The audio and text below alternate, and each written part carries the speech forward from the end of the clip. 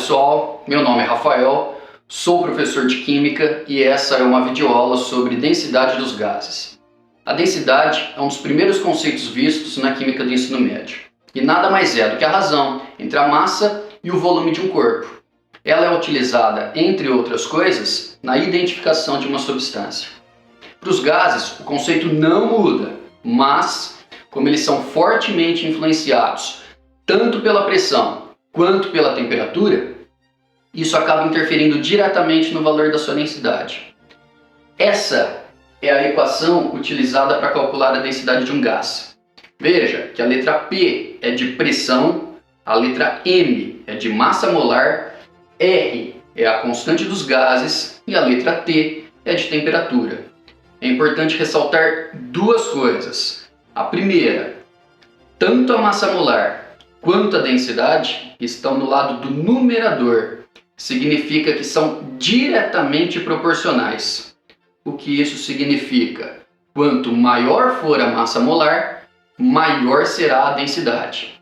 Segundo fator a destacar, a temperatura e a densidade são inversamente proporcionais. Significa que, quanto maior for a temperatura, menor será a densidade.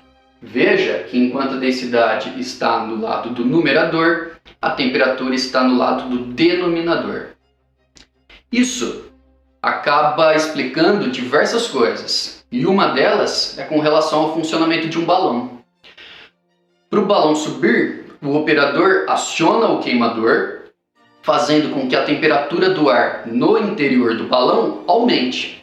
Aumentando a temperatura, a densidade do ar diminui e isso faz o balão subir. Para mostrar que essa equação não caiu do céu, eu vou deduzi-la para vocês. Para deduzirmos a fórmula, precisamos de três outras. A primeira é a equação de Clapeyron, mais conhecida como puta velha não rejeita tarado. P é a letra de pressão, V de volume, N número de mols, R constante dos gases, letra T de temperatura. A segunda equação, nenhum morto morre, número de mols, M minúsculo de massa, M maiúsculo massa molar.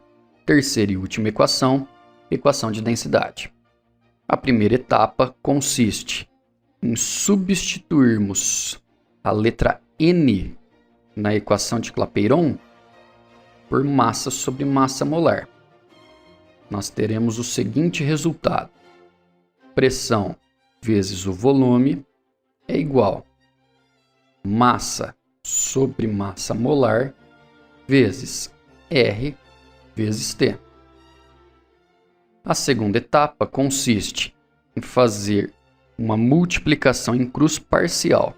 É o seguinte: basta substituirmos o volume pela massa molar. Então eu vou trocá-los de posição. Vai ficar assim: massa sobre volume vezes R vezes T. Por que isso? Porque massa sobre volume nós sabemos que é igual a densidade. Com isso, nós temos a fórmula: pressão vezes massa molar é igual letra D de densidade vezes R vezes T. Finalmente chegamos à equação. Basta isolarmos a letra D de densidade. Então vai ficar pressão vezes a massa molar dividido pela constante dos gases vezes a temperatura. Pessoal, existe uma condição especial. Se o gás estiver nas CNTP, que são as condições normais de temperatura e pressão, onde a pressão é igual a 1 atmosfera e a temperatura é igual a 273 Kelvin, essa fórmula ela pode ser simplificada para massa molar dividida por 22,4 litros, que é o volume aproximado ocupado por qualquer gás nessas condições. Bastante simples, não é? Para mostrar esses conceitos como são cobrados em um vestibular, eu vou resolver e comentar dois exercícios com vocês. Vamos lá. Esse é um exercício da FUVEST.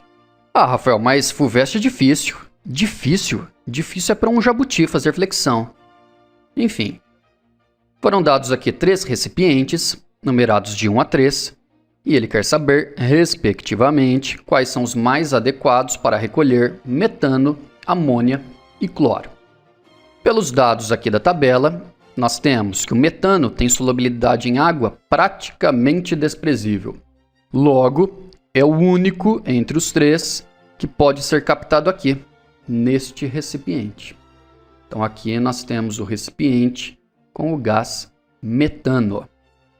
Já entre os gases amônia, que é o NH3, e cloro, que é o Cl2, nós temos que analisar como é que eles se comportam perante o ar. Sabemos que a equação de densidade é pressão vezes massa molar dividida pela constante dos gases vezes a temperatura. Para gases nas mesmas condições de pressão e de temperatura, nós temos que quanto maior é a sua massa molar, maior será a sua densidade. Vejam que o cloro tem massa molar superior à do ar. Logo, ele pode ser captado aqui, no recipiente 2, porque é um gás mais denso do que o ar. Então ele desce. A amônia tem massa molar inferior à do ar.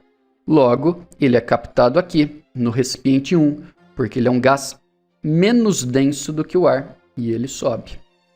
Então, respectivamente, o metano será captado no dispositivo 3, a amônia no dispositivo 1, enquanto o gás cloro é captado no dispositivo 2. Alternativa B, de bosta.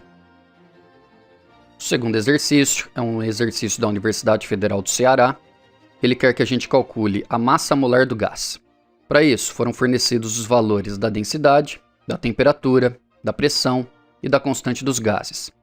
A primeira coisa a fazer é fazer a transformação da temperatura em graus Celsius para Kelvin. Para isso, basta somarmos 273. Como a temperatura dada foi de 15 graus Celsius, mais 273, nós temos que a temperatura é de 288 Kelvin. Próxima etapa consiste em substituirmos os valores na equação que vocês já conhecem. Então nós temos pressão vezes a massa molar sobre a constante dos gases vezes a temperatura. Então a densidade dada foi de 5,38. A pressão que foi fornecida de 0,97. A massa molar é o que nós queremos. A constante dos gases é de 0,082. E a temperatura já convertida para Kelvin é de 288. Próxima etapa é fazer uma multiplicação em cruz. E fica no seguinte: 0,97 vezes m, que é igual a tudo aquilo multiplicado. 5,38 vezes 0,082 vezes 288 Kelvin. 0,97 vezes m é igual, como eu sou muito malandro, eu já fiz a conta antes e dá 127,05. Com isso, basta isolarmos a letra m, fazendo 127,05 dividida por 0,97. Isso vai nos dar a massa molar aproximada de 131 gramas por mol. Fim do exercício. Essa videoaula termina aqui. Para mais informações sobre a disciplina, acesse o site que está aparecendo, quefácil.com.br. Um abraço e até a próxima videoaula. Falou, turma!